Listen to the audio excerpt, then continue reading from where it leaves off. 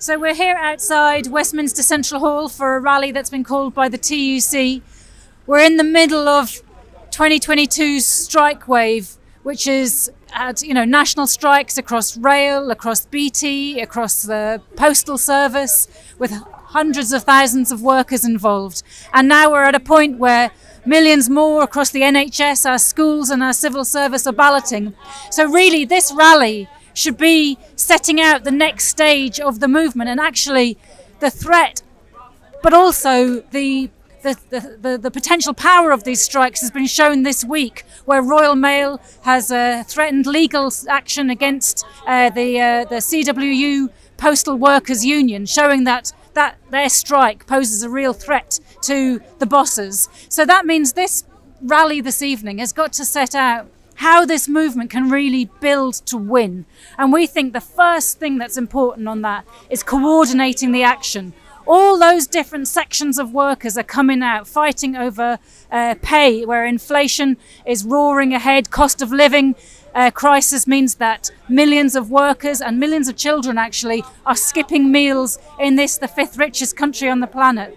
And so coordinating the action between those different unions, meetings at every level of the unions, working out how workers can strengthen our struggle against the bosses and against the Tories, is absolutely crucial.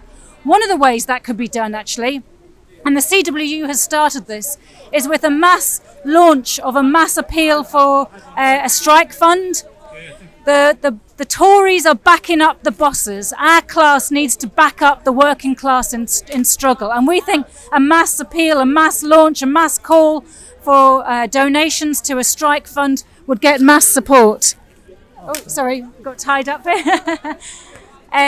But also we've got to build the rank and file in the unions, strengthen the idea of workplace meetings to discuss and debate how the action can be built, the tactics of the strikes and so on, build participation in the unions and also membership participation in the decisions and the strategy of the strikes.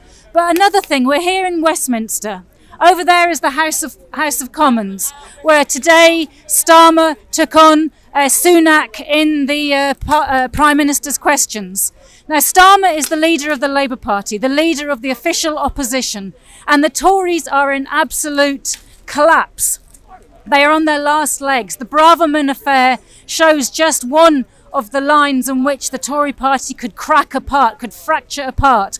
And does Starmer take advantage, drive home the situation to bring down the Tories? No, because he is more focused on showing the bosses that he is going to be their representative in the new government than he will be the representative of the workers. So workers also need, this rally should be debating this evening the building of a new workers' party, a political voice for the working class.